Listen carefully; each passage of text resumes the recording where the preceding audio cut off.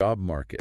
Mark Anthony Dyson talks about on his podcast. Oh, yes. This isn't just about scarce jobs. It's about completely fake postings, fake employers, fake recruiters, even fake advice. It sounds like a minefield. It can be. Dyson really stresses vigilance. Job seekers have to verify everything, research the company Glassdoor, Reddit, wherever, be super skeptical of unsolicited offers, check email addresses, websites. Wow. It adds a whole other layer of stress, doesn't it? It really does. Coaches, you need to equip your clients to spot these scams. Critical thinking is key here. I'm here with Lance Spitzner, Workforce of Cybersecurity AdSense Institute, and board member of the National Cybersecurity Alliance. How are you? Doing fine, Mark. Thanks. Thank you. Let's just get down to it. Job seekers it seems like it's never stopping. The text, the phishing, the smishing, whatever term we want to use. Just so we could break down the elementary, we could have a working definition. You could probably even, and it's not that the people can't see for themselves, but people do have a hard time differentiating the difference between a scam and a real message from a job. And one takes, for the most part, does take some opting in. Most companies will only do that if you've opted in and have agreed to have some kind of SMS. What are some other features or some other red flags that people should look for? Sir, so let's just take a step back and define what we're talking about. Job scams are when cyber criminals post fake jobs. They pretend to be human resources, they pretend to be a legitimate company, and they pretend to hire you. Their end goal is to either get you money from you. They either want your money or they want your information. For example, they might say, hey, you're hired, and then they get your bank information, tax ID, home address. They get all of your personal information, which they turn around and do identity fraud with.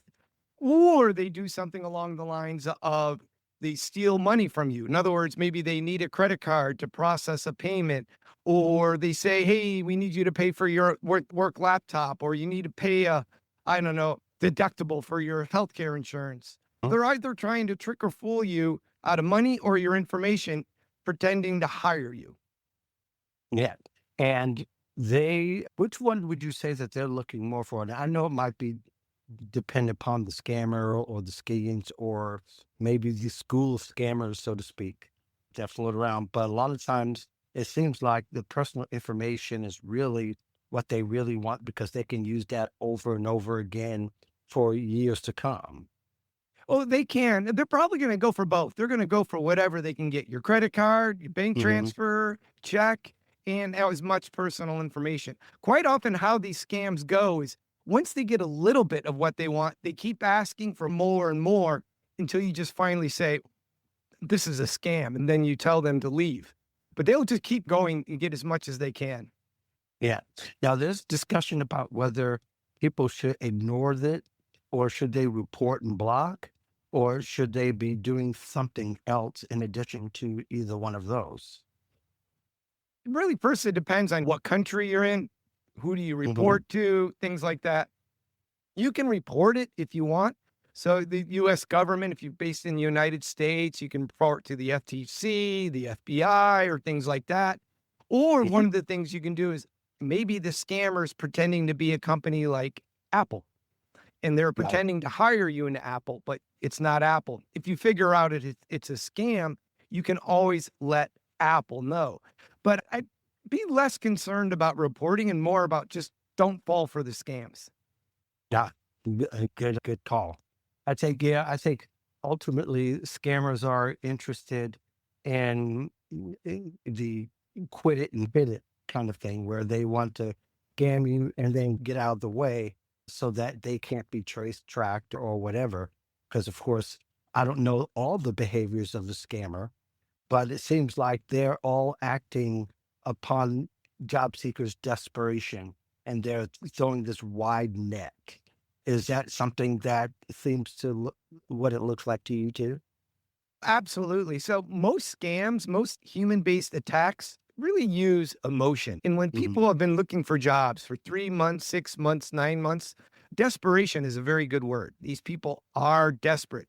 And when they find that incredible job they've always been working for, flexible work hours, work from home, great pay, when they see that it's what they're looking for, it's what they want, so they latch onto it. And quite often, the red flags, the indicators are there that it's a scam, but they're Hmm. just so desperate that they ignore those indicators and fall victim to the scam. So, what might be the best way for someone not to get them at all, or at least be able to defer them? Are there any apps or best way to secure phones? Do you have suggestions on maybe even how to protect their laptop or desktop computers? So when it comes to scams like these, technology is not the answer because they're Hmm? communicating with you via text message, email, things like that. Or maybe they don't even reach out to you. Maybe they're just posting jobs on websites like the LinkedIn, and you're the one initiating the connection. So it's not a question or issue of how to secure my laptop or my phone. It's more of what are the indicators? What are the red flags or clues to look for that, hey, this is not a legitimate company. This is not a legitimate opportunity. This is a scam. It's those red flags we want to look for. So, in your estimation, and from what you've seen in all the years of experience you've had, what might be the difference between the scammers today using these tactics? It just seems more prevalent than it ever had. And even though it existed 5 years ago, what might be the difference in the way that they're approaching it now? Why does it seem like everywhere we seem to go for communication is infested with scammers? Just scale. So 5, 10 years ago, these scammers, these criminals were just individuals working on their own. In the past 5, 10 years, these criminals have become highly organized, highly sophisticated. It's entire industries now where they're Mhm. groups of individuals, and each person in this group has a specific role. One reaches out to the victims, another one builds the fake websites, another one handles the money in the back end. It's little corporations, but they're just cyber criminals. Even more, sometimes these criminals are state sponsored. In other words, they're another country like China, Mhm. Russia, and or it's just the countries themselves that are running it. So the level of sophistication, scale, and resources being invested in these scams is just really exponentially increased. The scams themselves are still functionally the same. It's just like I said, the scale and sophistication is just growing. Mhm. So just to assume again, the human nature never changes because really they're just hacking a human. They find it Precisely. easier to do that. They're doing that more or less better than trying to hack a computer, although some are probably still are, but they find it easier just to hack the human nature. And that has never changed, and it probably will never change. Excuse me. Um, Correct. Scams and cons have been around for thousands of years. It's just now they're using mhm. technology. Yeah, yeah. And the more technology advances, the more it seems to be making it easier and accessible for scammers to be able to do that for people. Probably, Exactly. yeah. But one last question, and I'll let you run out on me here. As we see AI involved now, they're able to scale at a much higher rate, it seems like. Is there anything, there are tools on the web which seem to work as far as just be even chat GPT. You can put a text from a scammer and it will come up with a bunch of reasons why it's a scam. Is there any other tool that might be able to help people to identify what they are? Even though you answered the question before, that was kind of in my first question, but AI scan seems to make things go faster and quicker for folks. So I think the speed at which it's coming at people just seems to have intensified from even from last year. So there's really nothing different. Once again, it's the same red flags, it's the same indicators.